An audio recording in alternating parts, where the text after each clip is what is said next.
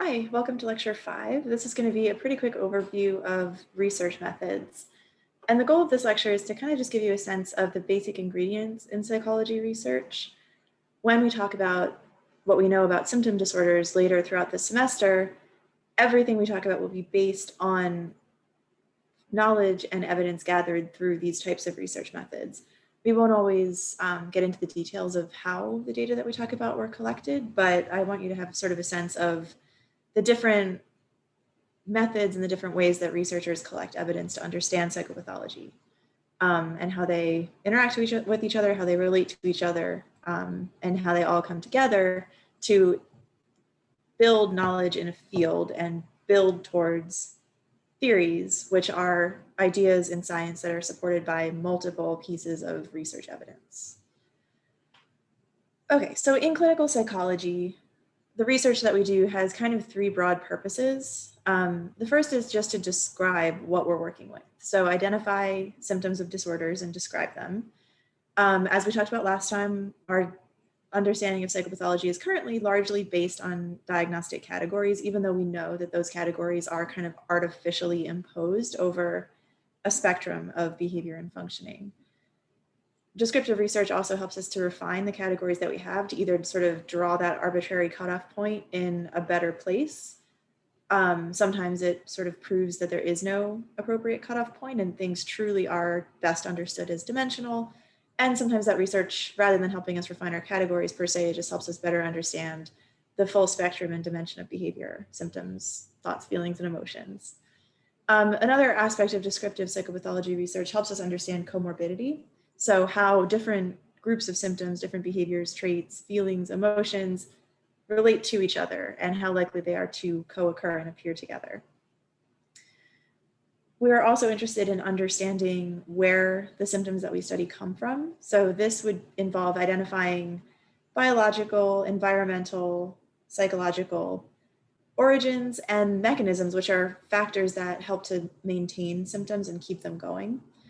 And then lastly, the main goal behind understanding and describing symptoms of psychopathology is coming up with ways to treat them. As we talked about in the last lecture and in the class discussion, describing symptoms by itself isn't usually enough to give us a sense of how to treat them. We have to understand where they come from and what maintains them in order to target those factors to either prevent the symptoms from starting in the first place, to change the physical or psychological or environmental conditions that are triggering or maintaining the symptoms. Okay, so all research starts with a hypothesis, which is basically just an educated guess or a prediction about what will happen. As we'll talk about a few slides from now, all hypotheses have to be falsifiable. If something can't be proved wrong with data, it's not a hypothesis. It's not in the realm of science.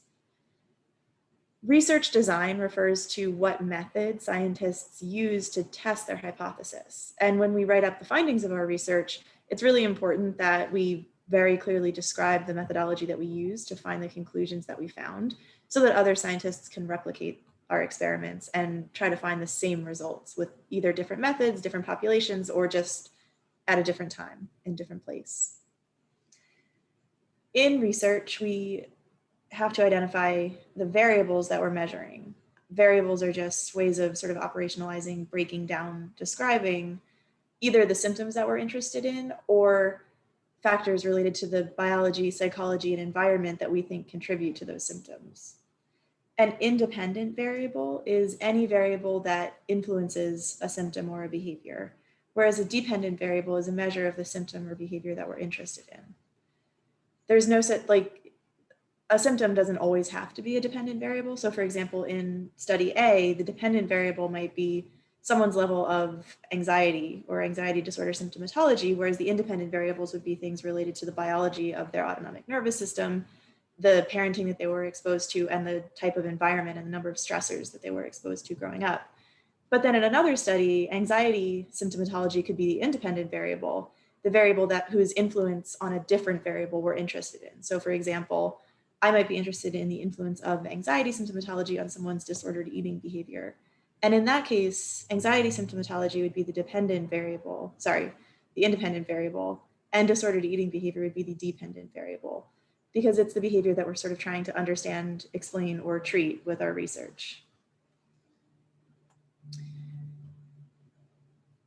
Statistics are basically the math that psychologists and scientists generally use to understand the data that we collect. These can be things like descriptive statistics, which are just things that describe our sample. So the percentage of people with anxiety symptoms, the average score on a measure of trait anxiety, the number of people who engage in specific eating disorder behaviors like binging or purging or overexercising. Correlational statistics help us to identify linear relationships, or not necessarily linear, but any shape of relationships. The most simple type of correlational research looks at linear relationships. So this would be something like, as anxiety symptoms increase, anxiety symptoms being the independent variable, so too do the frequency of eating disorder behaviors like binging and purging. Anxiety goes up, so do eating behaviors. That's a positive correlation. Statistics can also help us understand more complicated relationships, not just between two specific variables, but between a whole network of variables. So structural statistics help us understand patterns of interrelationship and interaction among multiple different variables.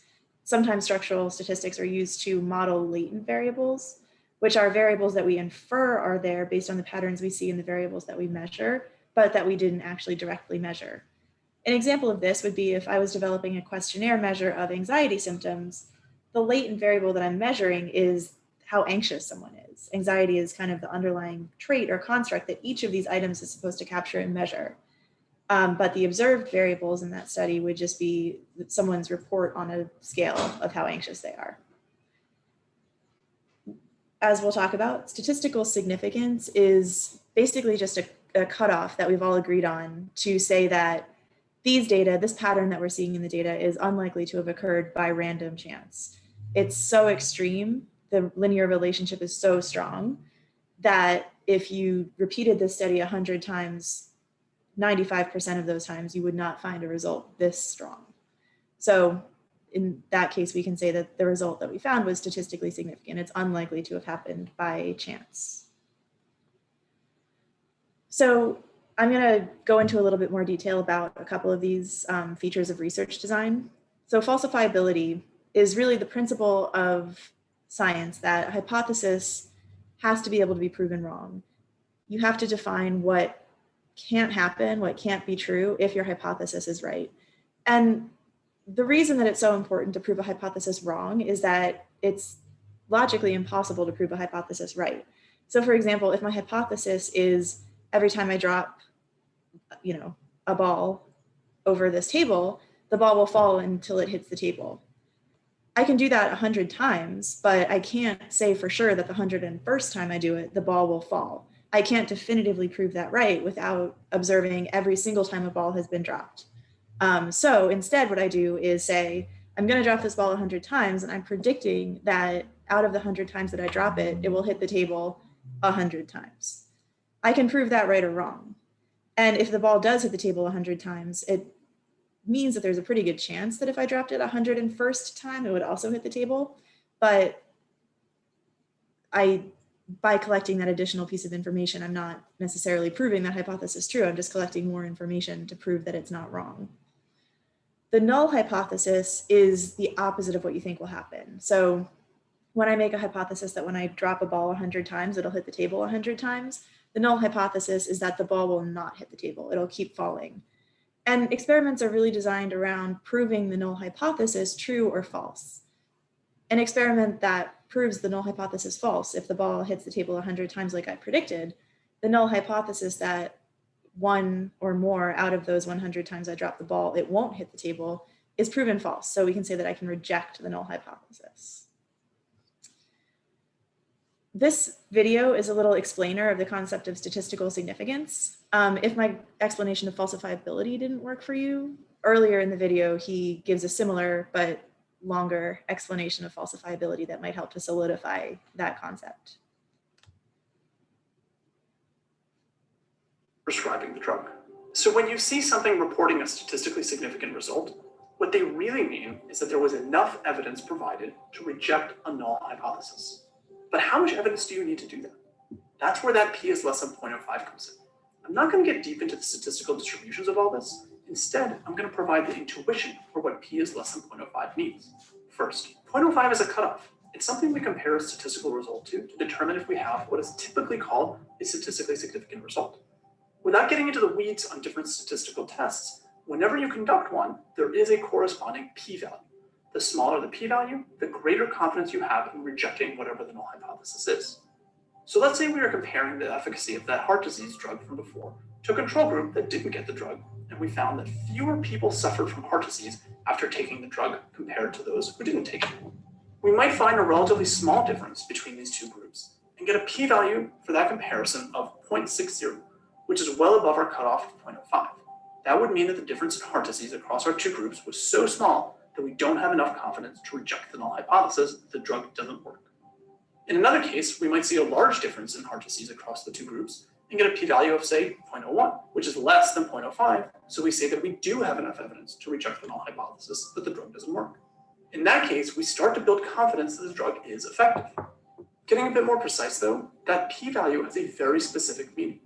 Let's take the case from before of a p-value of 0.01. This means that if the null hypothesis were true, if the drug really doesn't work at all, the chances of us getting the result that we did, or one even stronger, is only 1%. In other words, given what we observed, the much more likely case is that the null hypothesis is actually false.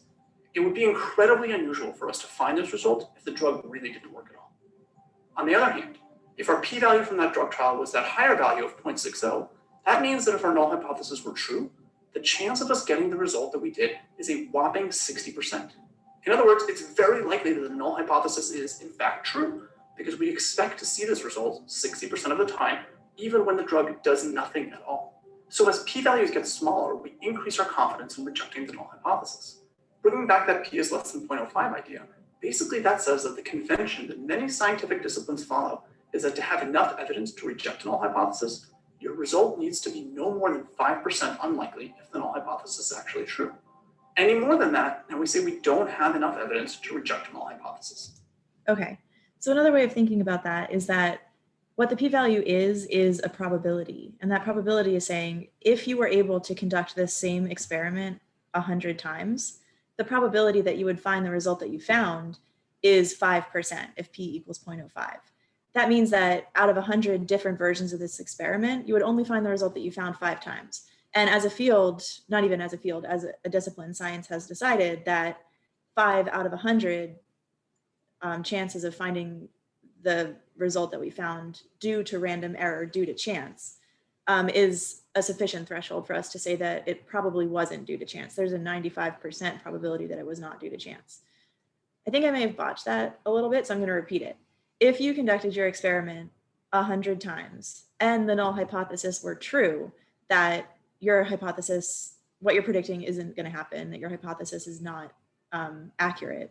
So in this case, if this drug for heart disease does not in fact prevent heart disease, if the result that you found has a p-value of 0.05, it means that that result is only likely to have happened 5 out of 100 times, given that the null hypothesis is true. The drug doesn't work. It just so happened that because of whatever random occurrence, more people in the treatment condition didn't get heart disease than people in the control condition, but that was just due to chance. That level of chance, the size of that difference that you found, would only happen 5 out of 100 times if the null hypothesis were true. Okay, these are the research methods that I'm going to briefly survey in this class, in this lecture. These are pretty much the main ways that psychologists gather the data that we use to understand clinical psychology and psychopathology. Briefly, we're going to talk about qualitative research, which is a non-experimental way of collecting data and information. Epidemiology, which is also non-experimental and has to do with studying really large groups that we can make inferences from that apply to the whole population.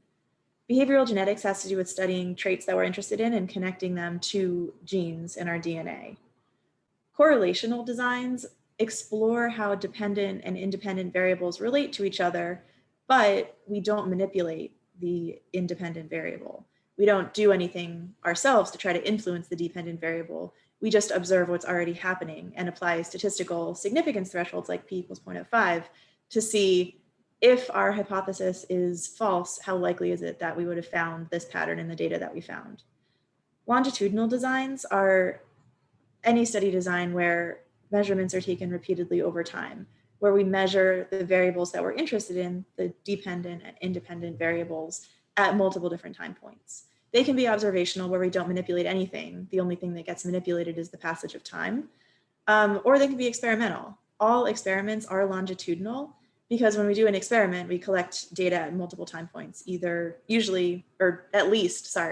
before and after we manipulate the independent variable. Experimental designs tend to provide the best evidence of causality, because we actually create a situation where we try to cause a change in the dependent variable by manipulating the independent variable, by doing something that we expect will produce a change in the dependent variable. And if our hypothesis that what we do will actually cause that change is significant at the right threshold, then we can say that what we did caused what we observed. Okay, so let's get into a little bit more detail. I don't do qualitative research. It's a pretty specialized discipline. I do quantitative research, which is any research basically that involves statistics and large samples. One of our faculty members in our department at South, Krista Mahari, is a qualitative research expert. So I'm gonna let her do a very brief guest lecture describing the type of research designs that she works with.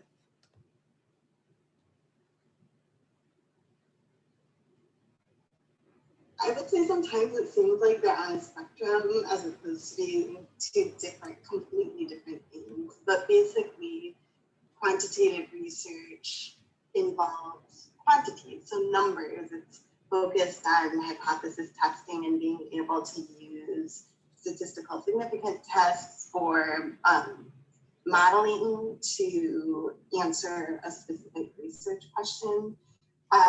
That's often usually a yes or no question. Qualitative research is more about trying to explore deeper and dive deeper. So qualitative is often what you do when you don't even know what question, yes or no question you want to answer. So it's often using interviews or found data like Twitter feeds to explore themes and meaning and processes. Scientists often use qualitative research to either understand quantitative research better or to come up with ways to identify factors or themes or phenomena that we just wouldn't even know existed without doing the qualitative research work. Qualitative questions I ask, for example, are if I did a violence prevention program and then I found out that it didn't work the way I wanted it to, I might go back to the adolescents who are in the program and ask questions like, did you use the skills that were taught in this intervention? How did you use those skills? What happened after you used them? Based on what happened, do you think that you would use it again? What would need to happen? Under what situations would you actually try to use it? Why not? So you're trying to go deeper to understand something that we don't even really even know how to ask the question for quantitatively, or we get an answer that we don't really understand how to interpret quantitatively. So one question I have is related to gun injuries and gun injury prevention. One question that we have related to that is, how do people use guns? How do they relate to guns? What factors predict the extent to which people secure guns in different ways? And that kind of we would anticipate would relate to what their use of guns is, what their motivations for using guns. We want to start out with doing a series of focus groups and qualitative interviews to understand how people are using guns, what their attitudes, values, beliefs, and practices are around guns. And then after we kind of do that open-ended interviewing focus groups, then we can use the information that we get there to create survey instruments that could ask those questions on a broader scale, so that we could follow up and say, okay, this is what the themes that we're noticing in this group of people, do these themes actually predict risk factors for gun injuries, or are they completely unrelated? And then we would need to go back to the drawing board. That's a specific example. More broadly to think about is that you can start out with quantitative research, find an answer that you need to explain, and move into qualitative research. Or you could start with qualitative research, then come up with a hypothesis and use quantitative research to test it. Or you can use them simultaneously to inform each other. If I'm getting feedback as I'm implementing an intervention, I can rapidly add that information into my intervention or into the measures that I'm using to assess my intervention. The important thing to think about with CVPR is that you have research partners who are members of the community, who are engaged in all the decision-making processes.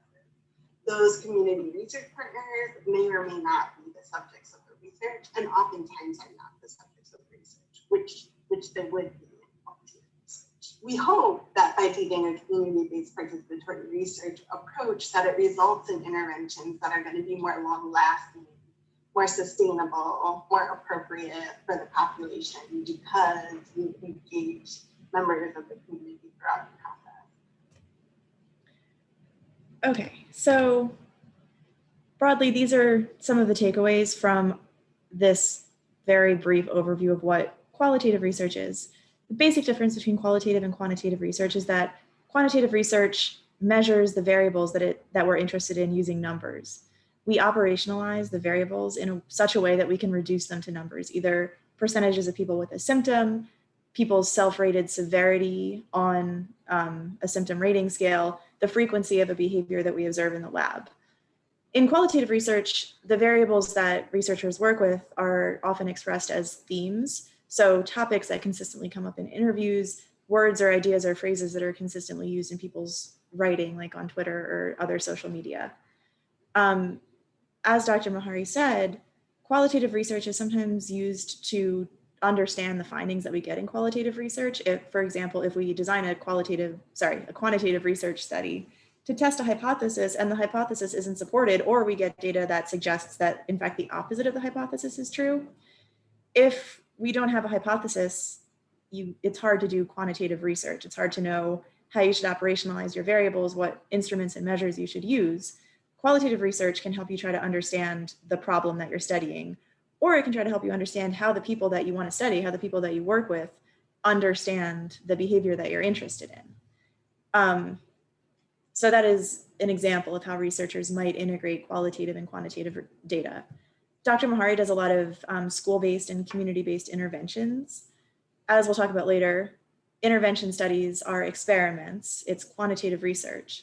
But as she's doing her interventions, as she's implementing the programs in the schools or in the court system, she will also interact with members of the community consistently to try to understand how they are experiencing the intervention, how they feel about being part of the research study, or how they feel about their community being involved in the research study, and use that feedback to guide the intervention techniques that she uses. So that's an example from community-based participatory research of how you can integrate quantitative and qualitative research designs. Okay, so getting back to quantitative research, where we'll be for most of the rest of this lecture. So epidemiology is the study of large groups of people, and the goal of epidemiology is to recruit a sample, so a group of people, say this little pie out of this larger circle, a group of people that reflects the characteristics of the whole population that you're studying. So for example, if I wanted to do an epidemiological study of the prevalence of eating disorders in Mobile County, my goal would be to recruit a sample that has the same proportion of people with a college education and people with a high school education as are found in Mobile County, the same proportion of Black people and white people, the same proportion of men and women, by matching my sample to the demographics and characteristics, as many as I can, of the population that my sample is drawn from. That strengthens my inference that the prevalence of disordered eating symptoms I found in my sample is representative of the prevalence of disordered eating symptoms in the whole population, because I've taken steps to ensure that my sample is representative of that population in as many ways as I could think of. Some of the questions that we use epidemiology designs to ask include incidence, which is how many new cases of a disorder occur in a given time frame. Prevalence, which is how many people have this disorder. You can ask about point prevalence, which is how many people have this disorder right now, or lifetime prevalence, which is how many people have ever had this disorder in their lifetime. Obviously, the lifetime prevalence is always larger than point prevalence because point prevalence only includes people who have symptoms right now. Lifetime prevalence includes people who have recovered or died from their symptoms. And then lastly, course.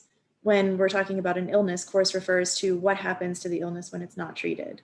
So if we can identify people in the community who have symptoms of an illness and who never got treatment for that illness, we can use epidemiological methods to understand what happened to them, what effects the illness had on them. Obviously, with COVID in the news all the time, you're hearing a lot about epidemiology research. So what we know about the incidence, how many new cases of COVID are happening, and prevalence and course, in the case of a global pandemic, they should be coming from the whole population. We should know exactly how many people have COVID at any given time, the point prevalence of COVID. But for diseases where there's less money, resources, interest in surveilling them at a full population level, we might do something like, out of all the hospital systems in Mobile, we might only count the incidence, the number of cases presenting at one hospital system.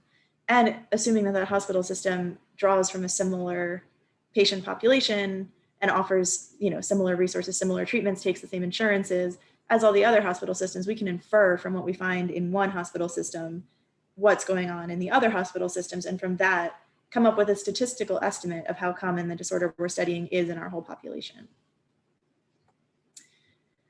Okay, so in the sort of introductory lectures about biology and how it relates to psychopathology, we started talking about genes, but behavioral genetics is the sort of name of the field of research methods that studies the interactions of genes, the environment, and behavior traits, symptoms.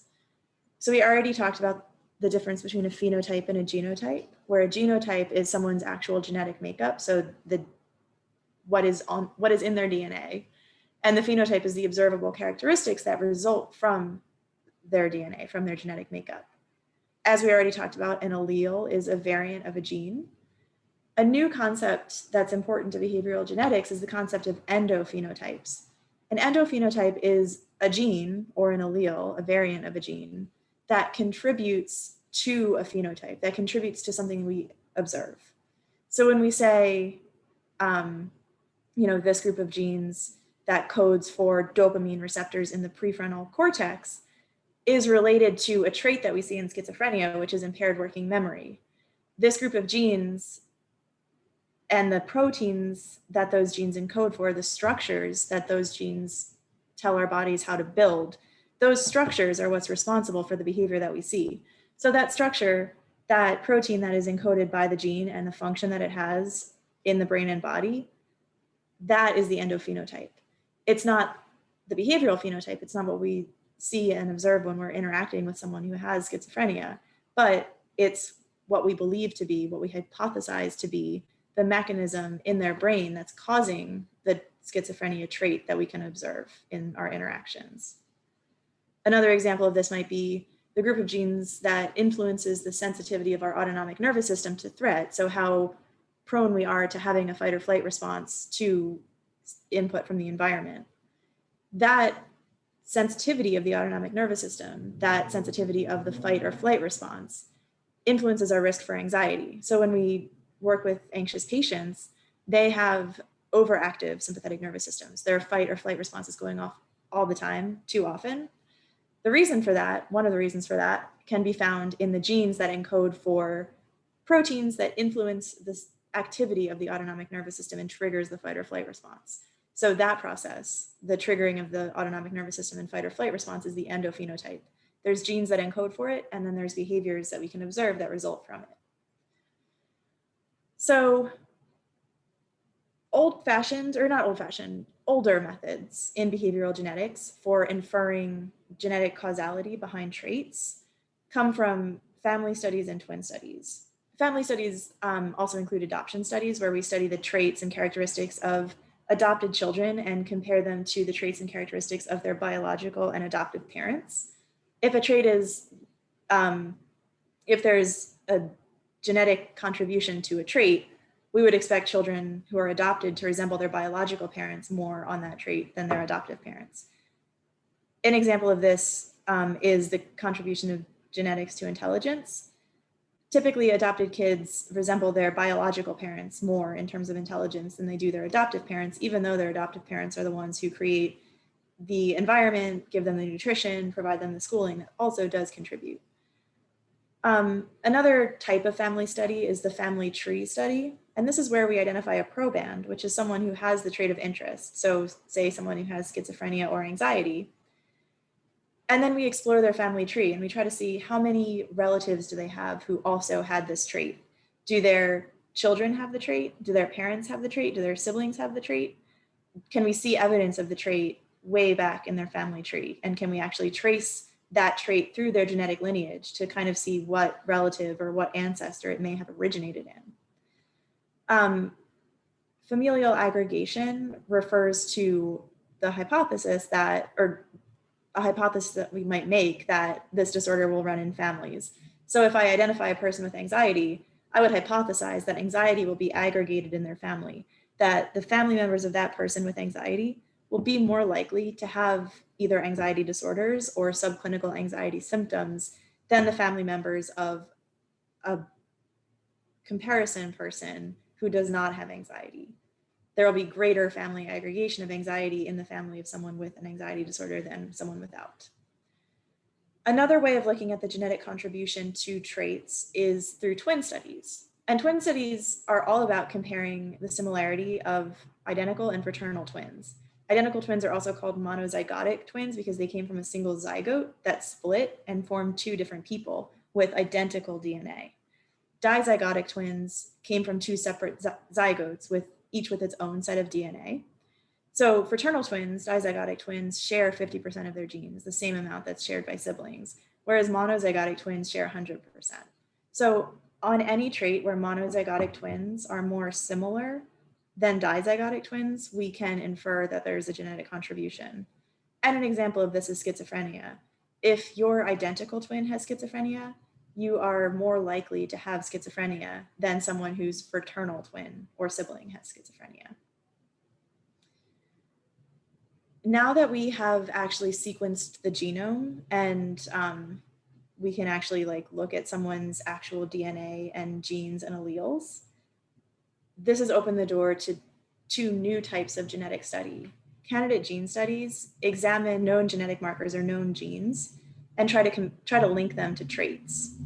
So an example of this would be genetic linkage studies, where we take a big group of people who all have the trait of interest, so say who all have an anxiety disorder, and we might hypothesize something like everyone with anxiety will be more likely to have this allele that we know interacts with the sensitivity of the autonomic nervous system will be more likely to have allele A on a gene that encodes for nervous system activity than they will be to have allele B. We're hypothesizing that allele A is a high-risk gene for anxiety. So people with anxiety will be more likely to have it.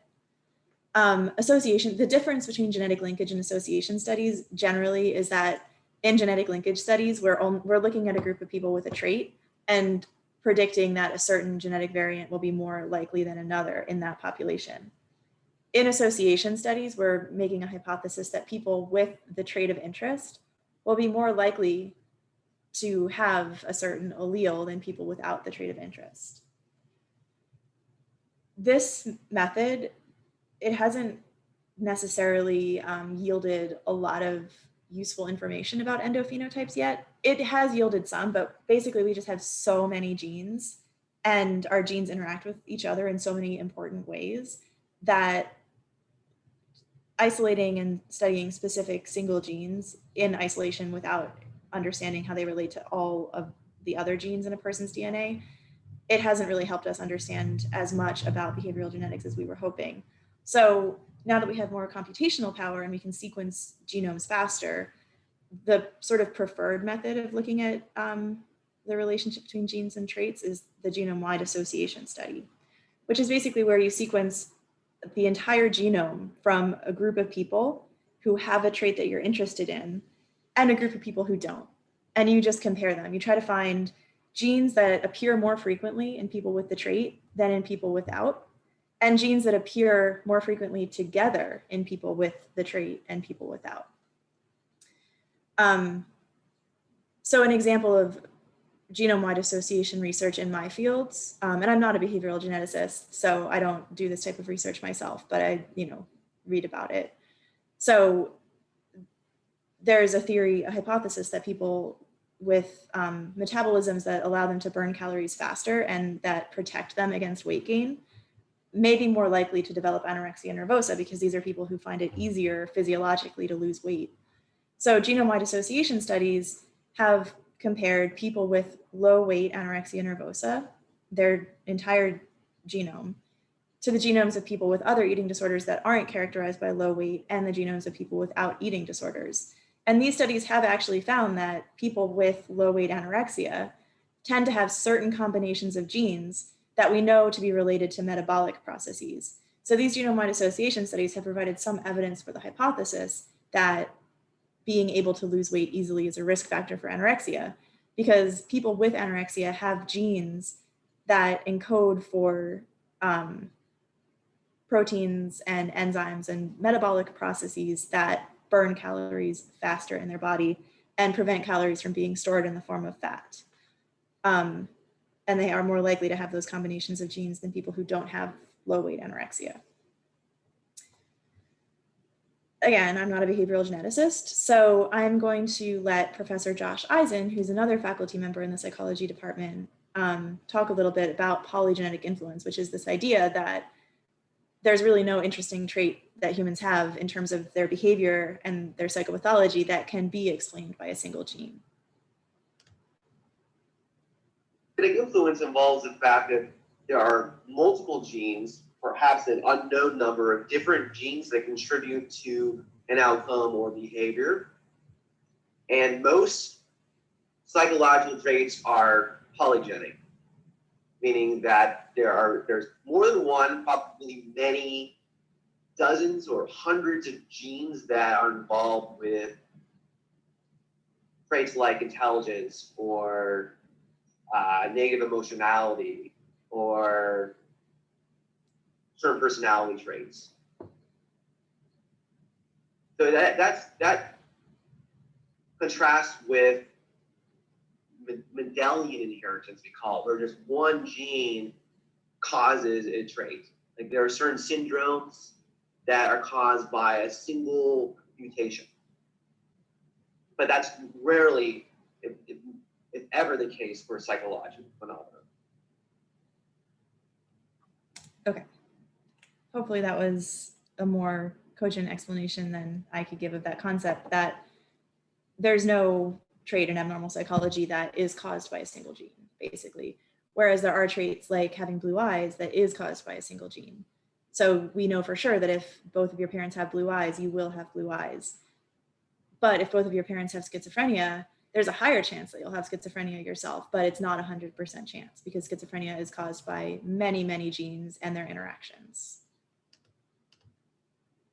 Okay, so getting back to research designs, another type of research design, a really common one that's used in clinical psychology, is a correlational research design, which basically allows us to ask the question, how strongly and in what direction are two variables related to each other? When variable A changes, how does variable B change? Does it increase when variable A increases? Does it decrease when variable A increases? Or are changes in variable B totally unrelated to changes in variable A? The key to correlational research, what makes it different from other types of research, is that it doesn't involve manipulating the independent variable. So even though we're interested in how changes in variable A relate to changes in variable B, we're not doing anything to cause changes in variable A. We're just observing them in the population and observing what happens to variable B in those same people. Sometimes correlational designs are the only kind of design that's ethical or feasible. So for example, the research that has shown that children who are maltreated have a 50% higher risk of depression, a lot of that research is correlational because we can't do an experiment where we have some children be abused and some children not and look at their depression outcomes. Similarly, what we know about the relationship between anxiety and gender, that women have higher rates of anxiety disorders and more anxiety symptoms compared to men. We can't manipulate people's gender. We can't randomize some people to be women and some people to be men. So what we know about demographic relationships with psychopathology is often correlational. The important thing about correlational research, and the thing that's often overlooked or not adequately explained in journalism about science, is that correlation doesn't imply causality. So just because two variables tend to change in the same direction at the same time doesn't mean that one variable is causing the other to change. Sometimes it means that a third variable is causing them both to change. Sometimes it means that variable A is causing variable B to change, but sometimes it means that variable B is causing variable A to change.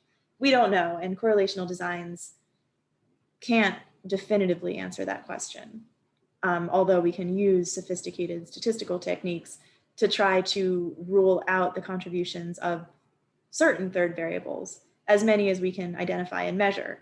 But the number of variables that we can identify and measure will always be limited. And if we're not manipulating an independent variable, we can't definitively say that changes in the independent variable cause changes in the dependent variable.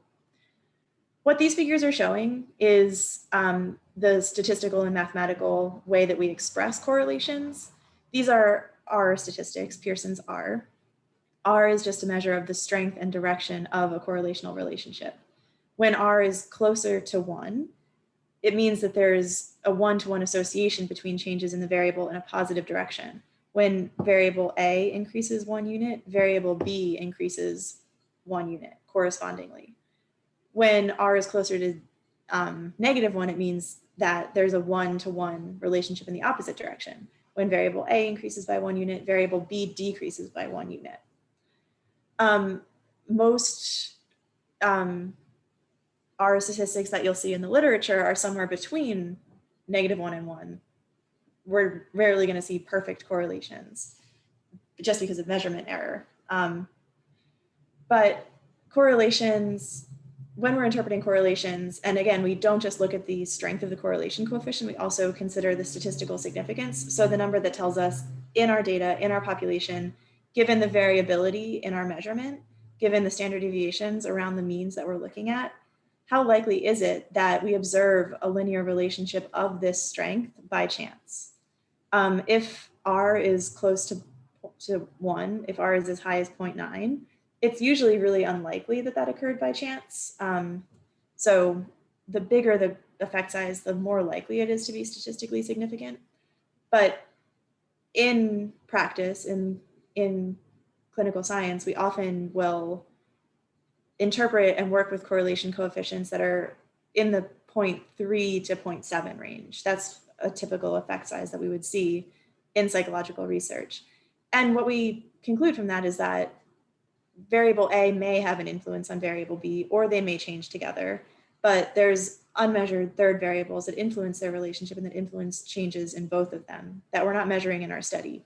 But what we care about is the extent to which those two variables change together. And we know that there might be a moderate influence of one on the other, or a moderate likelihood that they'll change in the same direction at the same time. The exercise that we're going to do in class is going to focus on parsing out the difference between correlation and causation. So correlational research isn't as simple always as does variable B change when variable A changes. We can also ask more mechanistic questions, even though we can't infer causality. We can still ask questions like, is there a third variable, variable C, whose relationship with variable A totally explains the relationship that we observe between variable A and variable B? So for example, a study that I'm doing right now with an undergrad who was in abnormal psychology last semester is looking at the relationship between playing video games and engaging in binge eating behavior. So from other research that we're building on with this study, we know that one risk factor for engaging in binge eating is skipping meals. If you skip lunch, it means that you're chances of binge eating later in the day are higher than if you eat on a regular schedule. So we had this finding that people who played video games were more likely to report binge eating, and we wanted to know why. So our hypothesis was there's really nothing inherent about video games that would make someone binge eat. What's happening is that when people play video games, because it's harder to eat and play video games at the same time compared to like watching TV or being on your phone or being on a computer. People who are playing video games more often are also skipping meals more often. And it's not that video gaming itself causes binge eating. It's that video gaming is associated with skipping meals, and skipping meals is associated with binge eating.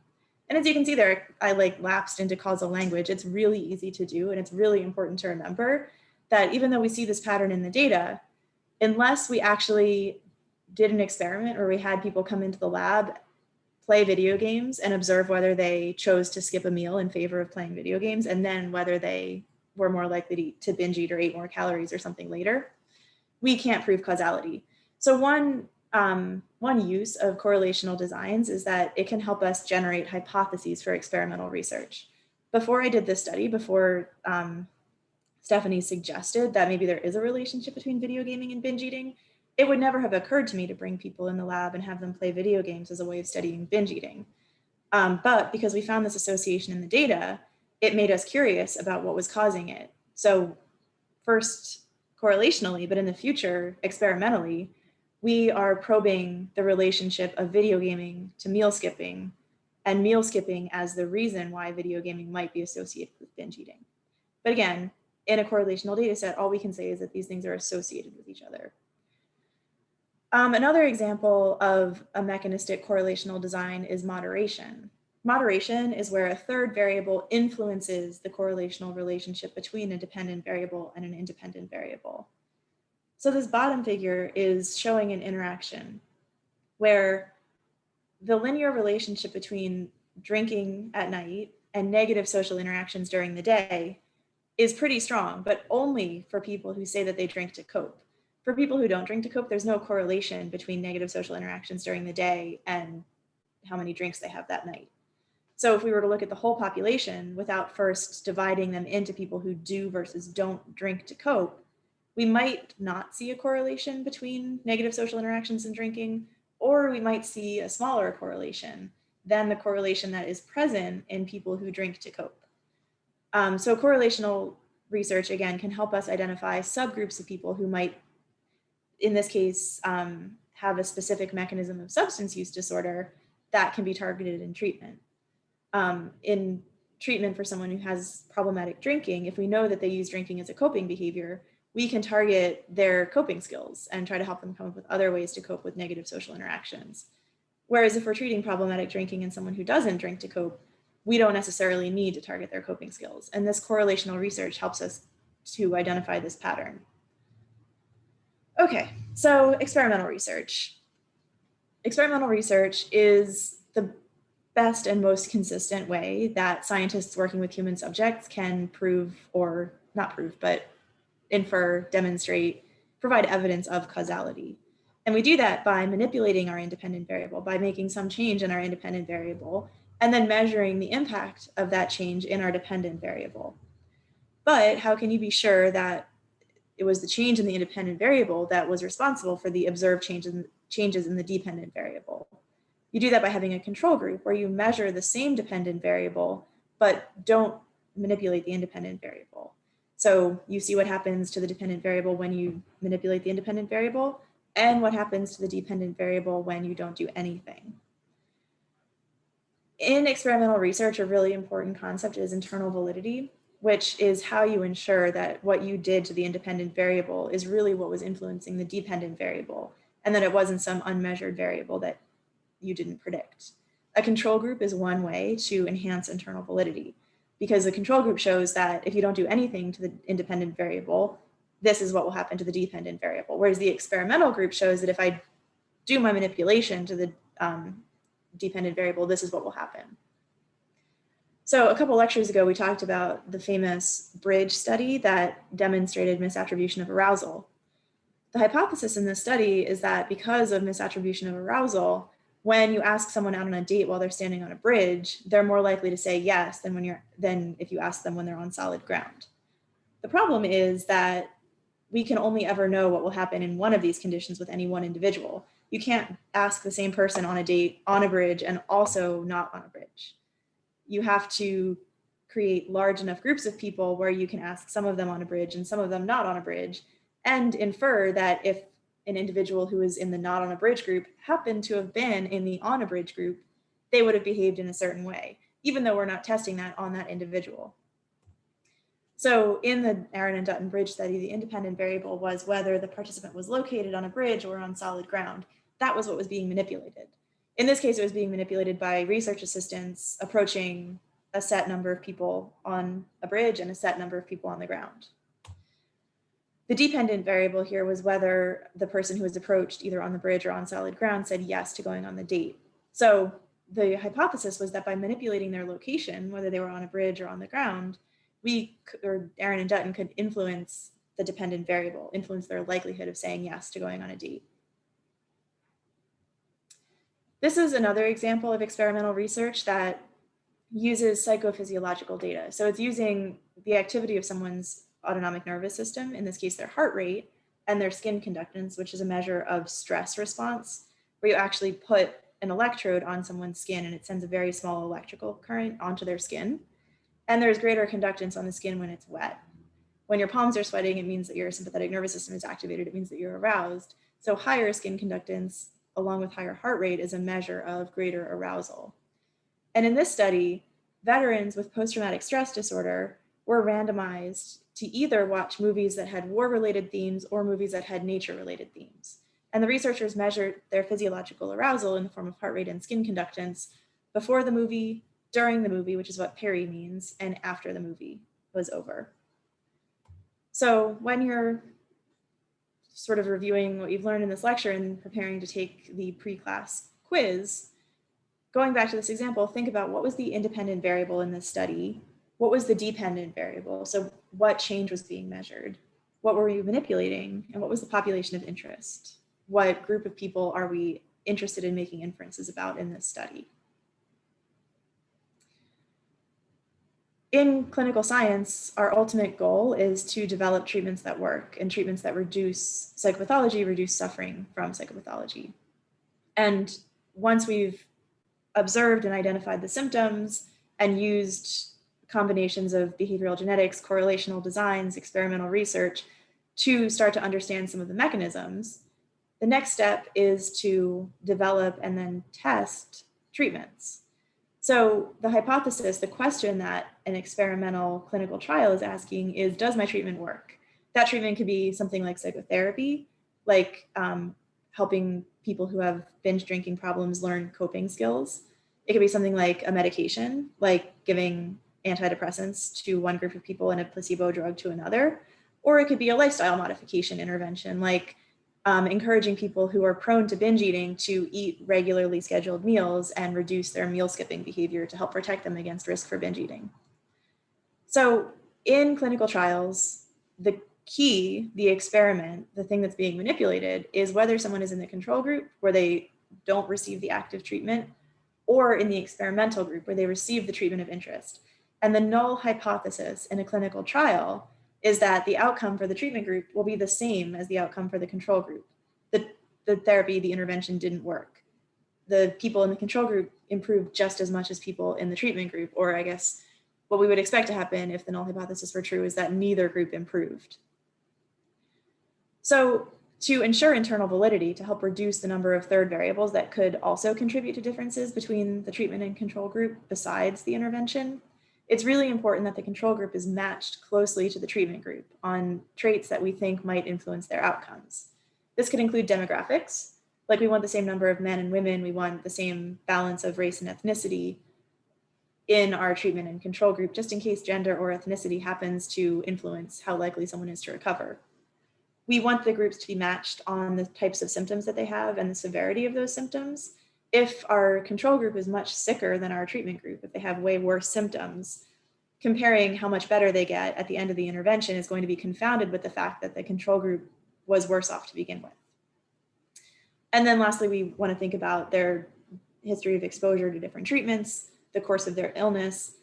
Basically, we want these groups to be as similar as possible so that we can infer that if nothing happened to the treatment group, they would have had the same outcomes as people in the control group and vice versa. Often in clinical trials, the control group doesn't just sit there. We don't just like call them up, at the end of the treatment and ask them how they're doing. We do something to them to make them feel like they're involved in a treatment. Sometimes this is a placebo where they're given a fake treatment that they think is the active treatment or that they think could be the active treatment. Giving the control group a placebo is a way of ensuring internal validity because being in treatment has an effect on your outcome. If you know that you have a problem and sought out treatment and got yourself into a clinical trial, you're already different than someone who isn't seeking treatment. You may already be more likely to improve because you're trying to get better. So by giving someone something that they think is an active treatment, we're matching their expectations and their experience to the experience of people in the treatment group. We do this with psychotherapy too. When we're testing out a new psychotherapy or a new intervention, depending on the disorder, we might compare it to an existing treatment. So there, the null hypothesis would be, my novel treatment is no better than the existing treatment in helping people get better. We already know that the existing treatment helps people this amount, and the null hypothesis would be that my treatment helps people the same amount or less. Sometimes when there is no treatment for a disorder, the control group might be a fake therapy or a therapy that might make them feel temporarily better, but that we don't expect would improve their psychopathology. So something like supportive counseling, where they just come in and have a conversation about their week with a counselor. In drug trials, not in psychotherapy or lifestyle trials, it's not really possible, but in drug trials, something known as blinding or double blinding is possible. Blinding is when people in the placebo group don't know that they're getting a placebo. This isn't possible if they know that they're getting a certain kind of therapy, but it is possible if they're in a drug study where they can be given an identical pill to the treatment group, but that pill just contains inert ingredients. In a double-blind study, neither the patient nor the provider, the person giving them the drug, knows whether they're in the treatment or control group. And for drug studies, double-blind treatments are considered the gold standard of evidence because there can't be any influence from the patient knowing what type of drug they're getting, or the experimenter, the clinician, the person collecting the data, knowing whether the person whose data they're collecting is getting the treatment or a placebo.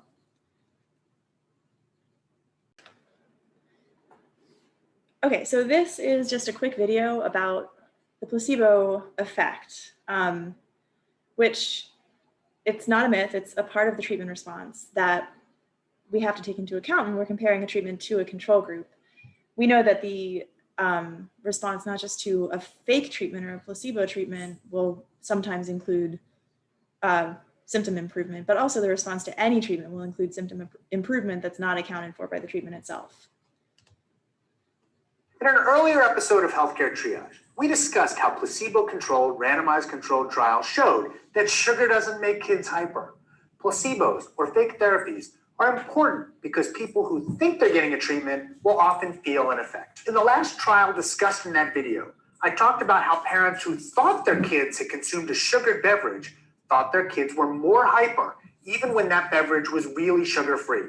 Sometimes treatment is all in your head. The placebo effect is powerful. It's also the topic of this week's Healthcare Triage.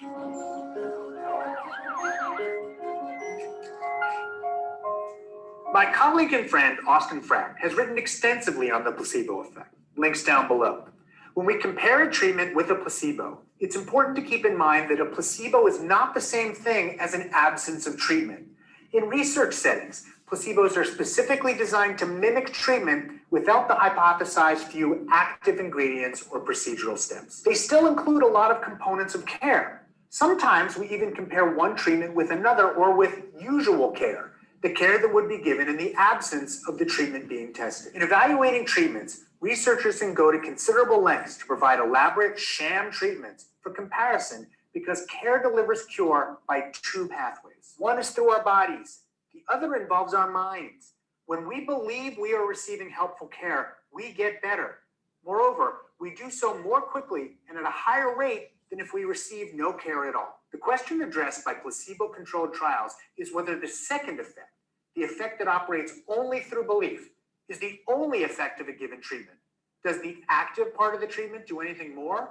Placebo-controlled trials try to tease that out. Look, there's no question that some treatments are better than placebos, but those cure through both pathways, including the one activated by placebos. At the same time, the placebo effect is not universal. Some studies show no difference between placebo-controlled groups and no treatment groups. Although some of the ways in which placebos work are known, for instance, by activating natural neurochemicals that make us feel good, we don't truly understand when and how they do or don't. Emergency physician David Newman, in his book, Hippocrates' Shadow, highlights some great examples of how placebos work. To the research, studies of placebo pills show that taking more is better. 2 sugar pills relieve more pain than 1. 2 pills provide more sedation than 1. And 2 sugar pills heal stomach ulcers more quickly than 1. Sugar pills. Research shows that if you take a placebo pill and put a brand name on it, it works better than the exact same pill without the brand name printed on it. Studies show that patients who don't skip doses of their placebo medication for cholesterol reduction survive longer than those who do skip doses of their placebo medication. Finally, research shows that taking placebos has been associated with measurements of increased endorphins, which are our body's natural pain relievers. Believing the pill works gets the brain to do the job for us. It's hard to reject the hypothesis that when we believe placebos will heal, they do, at least to some extent. Perhaps for this reason, our childhoods are full of placebo effects. And as parents, we deliver them to our children all the time. I can't tell you how many times I've used moisturizer to cure all kinds of aches and pains for my boys. A bandage over my girl's scrape that didn't even break the skin can end her tears. Hugs and sympathetic tones go a long way too. These are all placebos. Given all of this, it shouldn't be surprising that many physicians prescribe placebos. A study last year found that more than 10% of doctors in the United Kingdom used pure placebos, and nearly all of them used impure placebos, or unproven remedies, in their careers. This mirrored other research, which showed that 45% of German docs had used pure placebos and 76% had used impure placebos in the last year. In fact, doing so was common practice before World War II, with supportive publications in the medical literature as late as the mid-50s. One of the reasons was that back then we had fewer recognized active ingredient therapies. This practice faded away after the rise of placebo-controlled trials that yielded treatments that were shown to be better than placebos, but it has resurfaced in new forms. Today, our use of antibiotics for conditions that don't require them is a form of placebo prescribing. Acetaminophen or Tylenol for back pain appears to be a placebo effect as well. These may help patients feel better, but only because they believe they will do so. The active ingredient adds nothing. To the extent some doctors trick patients in an effort to achieve a placebo effect, most patients don't seem to mind. In a study published last year, only 22% of patients thought it was never okay for a doctor to prescribe some sort of placebo therapy. Nevertheless, deliberately harnessing just the placebo effect by prescribing a treatment that does not have any additional direct physical effect is an ethically gray area. The lesson of placebos is simple. The mind-body connection is strong. A lot of good can come from caring and feeling cared for. Sometimes we need and can find additional help from other therapies, but for a wide range of common problems, from earaches to knee pain to headaches, sometimes we don't. When a clinical trial tells us that a therapy is equivalent to placebo, that doesn't necessarily tell us that the therapy does little. It may tell us that the placebo does a lot. The therapy merely does nothing additional. Okay. So in a lot of these examples were from medicine, where the placebo and the treatment that is being compared to are both delivered in a drug. When the treatment is being delivered in the context of psychotherapy, there's a lot of room for placebo effects. In the last lecture, we talked about the common factors argument in psychotherapy, which is that all psychotherapies work through the same mechanism. So it doesn't really matter what active ingredients treatments have. What matters is the relationship between patient and therapist. That's demonstrably untrue. That argument has been debunked, but it is true that the relationship is important. And so the relationship needs to be replicated in a placebo condition for a clinical trial of psychotherapy, because we need to know how much the relationship is accounting for symptom change in the active treatment group by comparing it to a treatment where there is a relationship but no active treatment. Okay, so the last type of research design that we're going to talk about and watch a quick video about is the longitudinal design. This is any design where you observe participants over time and measure variables, the independent variable and the dependent variable, repeatedly at different time intervals. Longitudinal research is the opposite of cross-sectional research, which is when all variables are measured at the same time point. Longitudinal studies can be observational or non-experimental, where you just follow people through time and kind of see what happens to them and measure as many factors in their lives as you can to see what influence those factors might have had on subsequent changes in the dependent variables you're interested in. By definition, experimental research, like I said, is always longitudinal because it involves measuring your variables before and after manipulating the independent variable.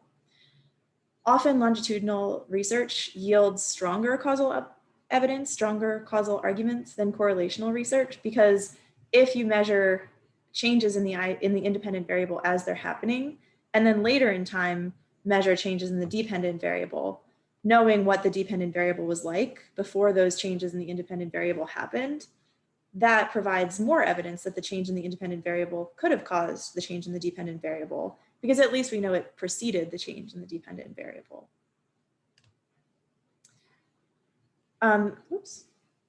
Okay, so this is just a quick summary of a really famous longitudinal study that was very observational.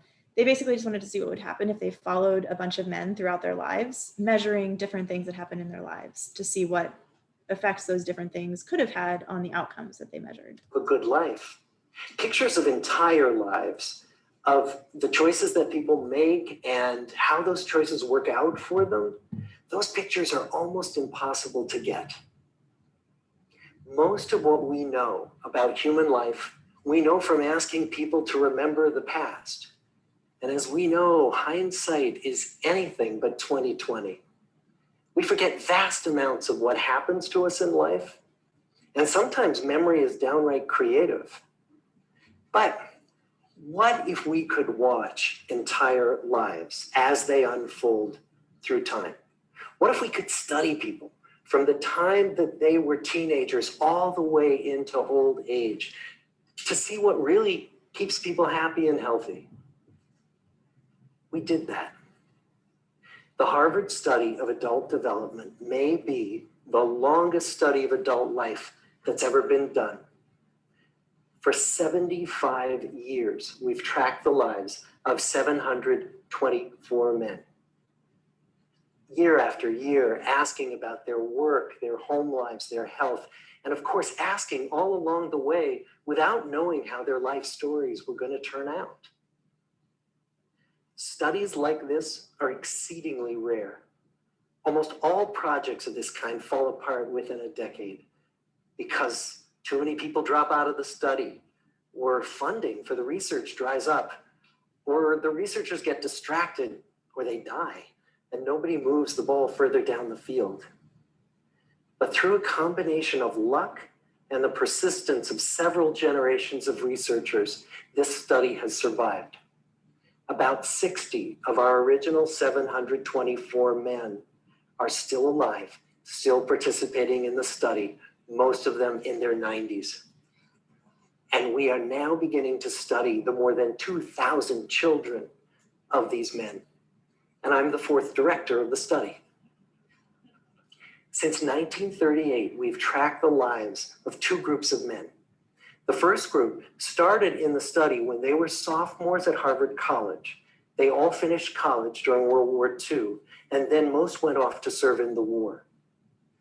And the second group that we've followed was a group of boys from Boston's poorest neighborhoods. Boys who were chosen for the study specifically because they were from some of the most troubled and disadvantaged families in the Boston of the 1930s. Most lived in tenements, many without hot and cold running water. When they entered the study, all of these teenagers were interviewed, they were given medical exams. We went to their homes and we interviewed their parents. And then these teenagers grew up into adults who entered all walks of life. They became factory workers and lawyers and bricklayers and doctors, one president of the United States. Some developed alcoholism, a few developed schizophrenia.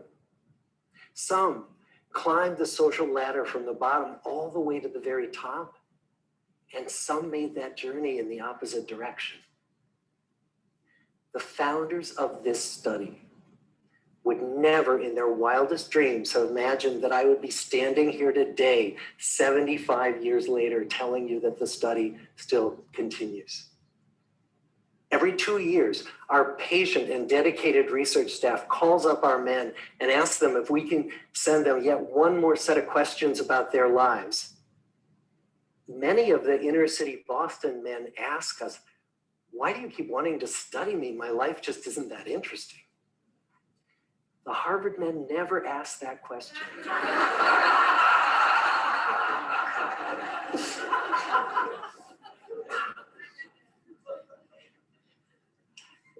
To get the clearest picture of these lives, we don't just send them questionnaires. We interview them in their living rooms. We get their medical records from their doctors. We draw their blood. We scan their brains. We talk to their children. We videotape them talking with their wives about their deepest concerns. And when about a decade ago, we finally asked the wives if they would join us as members of the study, many of the women said, you know, it's about time. So what have we learned?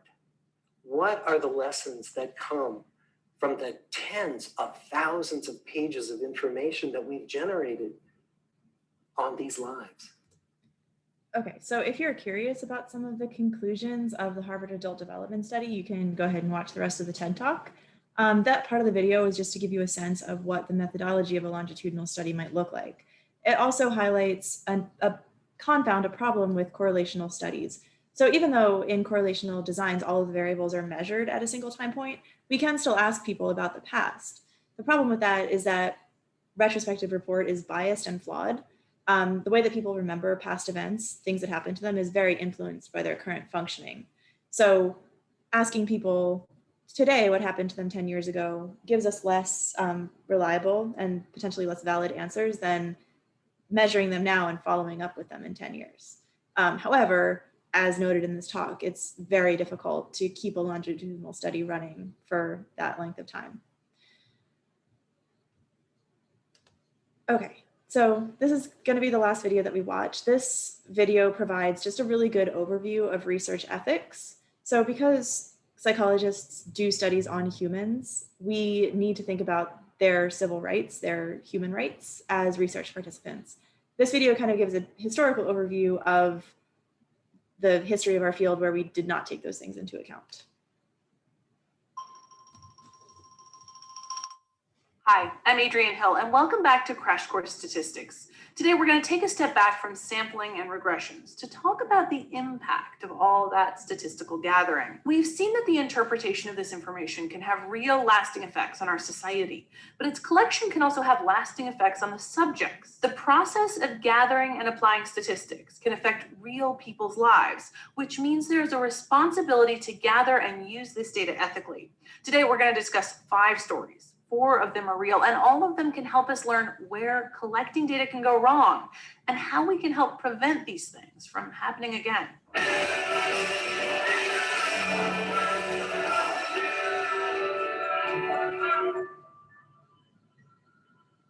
Our first story begins in 1822, when a young fur trapper named Alexis St. Martin got shot in the stomach when another trapper's gun accidentally went off.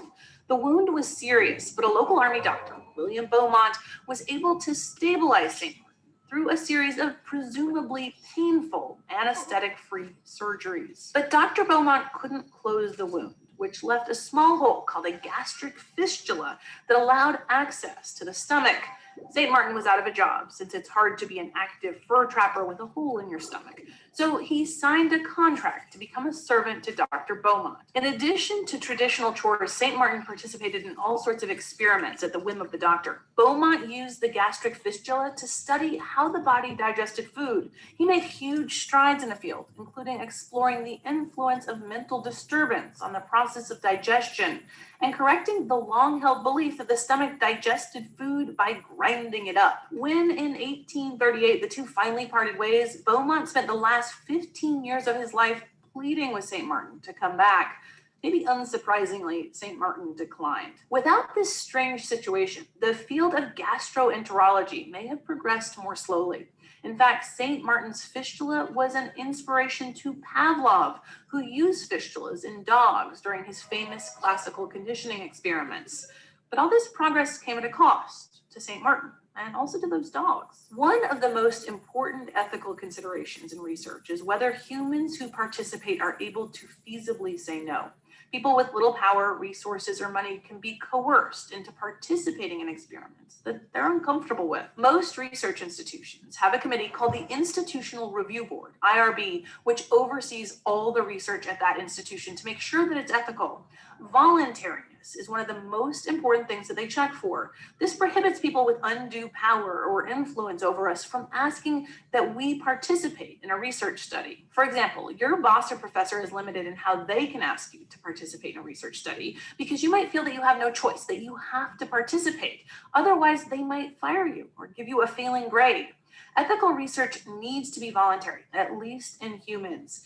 Animal rights activists argue that since animals cannot volunteer for a study, we shouldn't use them. In addition to their voluntary participation, subjects should also know what will happen to them during the study. This was not the case in 1932, when the Tuskegee Institute began a 40-year-long study on over 600 Black men. Under the guise of free medical care, the men were secretly enrolled in a study to observe the long-term progression of syphilis.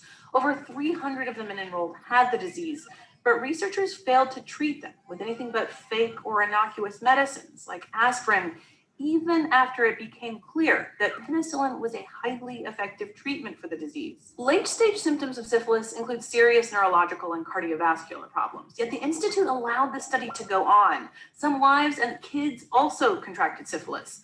In 1972, public outrage caused the study to close down when news of unethical conditions was leaked to the media. In 1951, at the same time the Tuskegee study was running, a poor tobacco farmer named Henrietta Lacks went to Johns Hopkins Hospital in Maryland and had cells from a tumor collected without her knowledge or consent. These cells were used to grow a new cell line called the HeLa line, which scientists used to do in vitro experiments. The cell's ability to thrive and multiply outside her body made the cell line useful to researchers. It's still used today for medical research, lending itself to cancer and AIDS research, as well as immunology studies, like the one that led Jonas Salk to discover the polio vaccine. And in 1955, HeLa cells were the first human cells to be successfully cloned. Over time, the cell line and the discoveries it facilitated became extremely lucrative for researchers. But Lacks and her family didn't receive any financial benefit. These studies emphasize the need for informed consent. Subjects have the right to not only receive all the facts relevant to their decision to participate, they have the right to understand them. Many institutions require that information must be presented clearly and in a way that's appropriate for the subject's comprehension level. Even children whose parents are legally allowed to consent for them must get an age-appropriate explanation of what will happen in the study. This is incredibly important because it respects the dignity and autonomy of the subject, allowing them to stop research procedures at any time. That incentivizes researchers to design studies with more acceptable levels of risk. In all three of those stories, the research procedures didn't have any benefit to the patients. In 1947, the Nuremberg Code was created in order to establish guidelines for the ethical treatment of human subjects. One of the main tenets is beneficence, which not only requires that researchers minimize the potential risk to subjects, but also requires that the risk should be outweighed by potential benefits to the patient and the scientific community. The Nuremberg Code was created and implemented after the Second World War, during which horrifying experiments were conducted on prisoners in Nazi concentration camps. The Nuremberg Code lays out 10 principles to which modern-day studies still must adhere. These 10 principles stand as the basis for much of current research ethics and include things like voluntariness, informed consents, and beneficence. But as we settle into the age of technology, the application of these ethical principles can become more cloudy. Our last story here isn't real, but it illustrates the complexities of research ethics in the digital age. In the 7th season of the hit show Parks and Recreation, a giant internet corporation comes to the small town of Pawnee, Indiana, to offer free Wi-Fi to the entire city. Everyone gladly accepts. They like the free service. But when boxes of personalized gifts arrive at every citizen's doorstep, some become a little concerned because the gifts are perfect, fitting the exact interests of the recipient. Someone who collects stuffed pigs dressed as celebrities gets Samuel L. Jackson, and someone obsessed with politics gets the newest Joe Biden poetry collection. These boxes are perfect for the people who receive them, eerily perfect. So how did the internet company know what each person would want? Well, in the show, it turns out that the free Wi-Fi came with a pretty high cost. Privacy. In exchange for the free Wi-Fi, the internet company, Grizzle, was collecting all data that was transferred over the network. This gets called data mining. And it may seem far-fetched, but it's happening right now, not the gift stuff, the data mining. Grocery stores track what we buy with our rewards cards. Netflix keeps track of everything we watch. Amazon knows exactly what we buy, what we look at. And those terms of service agreements we click on without reading them when we download an app or sign up for a social media account, they often include some kind of stipulation. When we use free internet services, we're agreeing to pay not with money, but usually with our information. Facebook and Google offer their services for free in part because they're profiting off of our data. They might be using it for research or to customize our experience on the site so that maybe we buy or watch more stuff on Amazon and YouTube. They also use it to sell targeted ads, giving advertisers the opportunity to select exactly the type of people who are going to see their ads. And sometimes the way these ads are targeted can be pretty unethical. For example, companies discriminating based on age by specifying that job ads should only be shown to young people. Data is being used in ways that affect every facet of our lives. But since we're still in the beginning stages of this huge influx of digital information, we get to see the progression of ethics in this area unfold right in front of us. The laws that will protect your data and privacy and mine, like the Nuremberg Code protects participants in scientific experiments, are still being written. And many of the same concepts are coming up. For example, using the internet, using Google, social media have become so entrenched in some societies that it's almost impossible to hold a job without them. And if that's the case, we need to ask whether it's ethical to require that users sign over their right to privacy in order to use them.